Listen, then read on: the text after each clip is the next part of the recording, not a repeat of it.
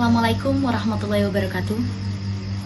Innal hamdalillah nahmaduhu wa nasta'inuhu wa nastaghfiruh wa na'udzu billahi min shururi anfusina wa min sayyiati a'malina may yahdihillahu fala mudhillalah wa may yudhlilhu fala hadiyalah. Asyhadu an la ilaha illallah wahdahu la syarikalah wa asyhadu anna Muhammadan abduhu wa rasuluh. Amma ba'du.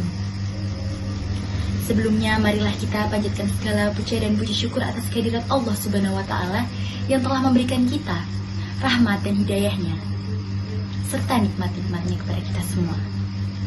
Tak lupa salawat serta salam kita haturkan kepada junjungan kita, yaitu Nabi Agung Muhammad Sallallahu Alaihi Wasallam, yang telah membawa kita dari zaman jahiliyah menuju zaman yang terang benderang seperti saat ini.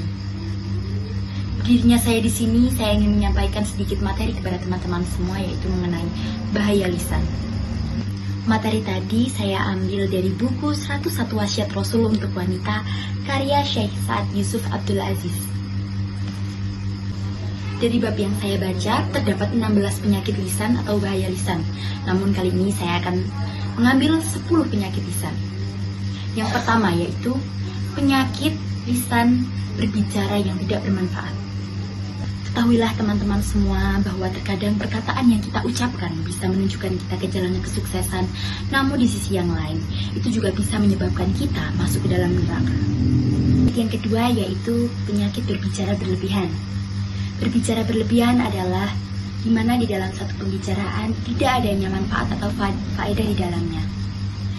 Di mana para ulama salaf sangat membenci pembicaraan yang berlebihan dan perdebatan yang berlebihan. Dalam suatu hadis disebutkan yang artinya beruntunglah orang-orang yang menahan diri dari pembicaraan yang berlebihan dan orang-orang yang menginfakkan apa-apa yang melebihi dari harta yang dimilikinya. Hadis riwayat Al-Baihaqi. Penyakit yang ketiga ini sering kita lakukan loh teman-teman, yaitu tenggelam dalam suatu pembicaraan batil. Terlena dalam pembicaraan maksiat dengan semua macam bentuknya. Apa sih contohnya? Yaitu ghibah. Ibnu Mas'ud berkata, manusia yang terbesar dosanya pada hari kiamat adalah yang paling banyak berbicara batil. Hal ini difirmankan dalam surat Al-Mudaththir ayat 45.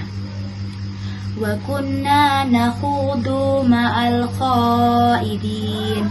Dan adalah kami yang membicarakan yang batil bersama dengan orang-orang yang membicarakannya.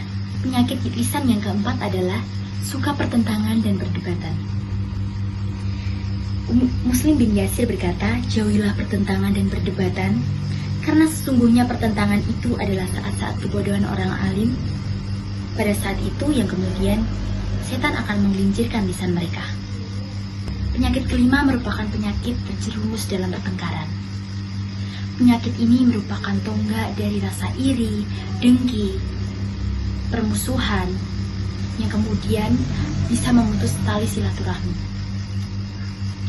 Rasulullah pernah bersabda, apabila kalian marah dalam posisi berdiri, maka hendaklah duduk.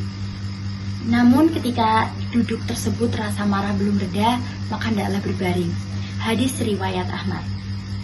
Penyakit yang keenam adalah penyakit terjerumus dalam perkataan keji, mengumpat, dan perkataan kotor. Sebagaimana dalam hadis diriwayatkan oleh Bukhari, disebutkan bahwa siapa yang beriman kepada Allah di hari akhir, hendaklah dia berkata baik atau diam. Penyakit ketujuh adalah suka melaknat.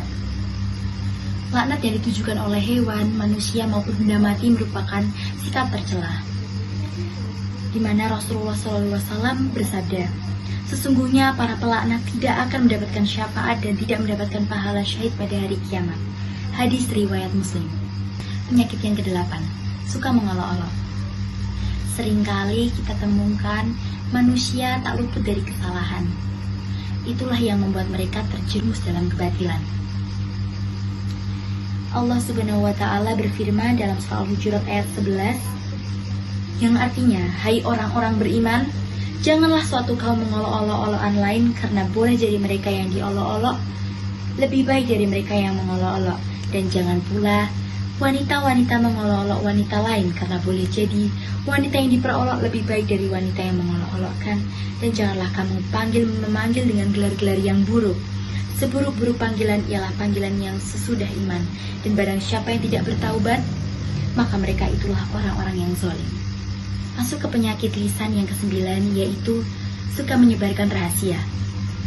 Untuk hal ini dijelaskan dalam wasiat khusus pada buku ini, berkata Imam Al-Hasan, sesungguhnya termasuk perbuatan khianat adalah membicarakan rahasia saudaramu. Dan yang paling buruk dari hal tersebut adalah menyebarkan rahasia istri atau sebaliknya. Masuk ke penyakit lisan yang terakhir, yaitu penyakit ingkar janji. Ingkar janji merupakan salah satu tanda kemunafikan seseorang. Sedangkan orang yang telah bertekad untuk menunaikan janjinya, tetapi terhalang oleh sesuatu, oleh halangan yang menyebabkan tak dapat menunaikan janjinya, itu tidak termasuk munafik. Sekian ilmu yang bisa saya sampaikan. Nun kolami wa mayasturun. Wassalamualaikum warahmatullahi wabarakatuh.